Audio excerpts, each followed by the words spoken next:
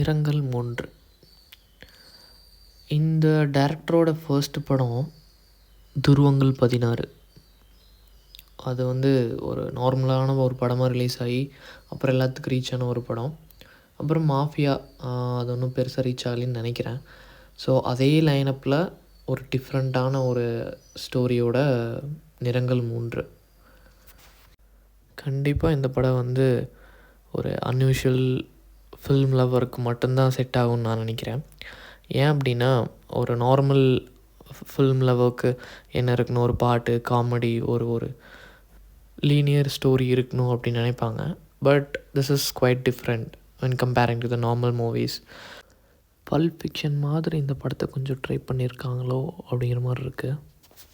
என்ன கதை அப்படின்னா, ஒரு 3 பேர் இருக்காங்க.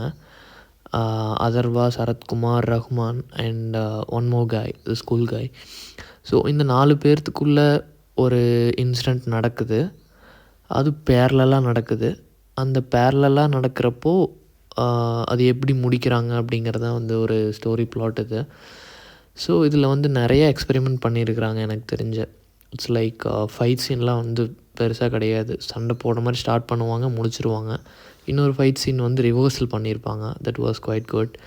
அண்ட் ஒரு ஹீரோ வர்றப்போ, ஒரு ஃபைட் சீனுக்கு வர்றப்போ பிஜிஎம் போடுறது அதெல்லாம் கிடையாது. இந்த மாதிரி சின்ன சின்ன விஷயங்கள் நிறைய இருக்குது இந்த படத்தில். பட் எத்தனை பேர்த்துக்கு இது பிடிக்கும் அப்படின்லாம் தெரியாது. ஒரு சின்ன ஒரு ஸ்டோரி லைன் சொல்லணும் அப்படின்னா, everyone has 2 face, the normal face and the grey face.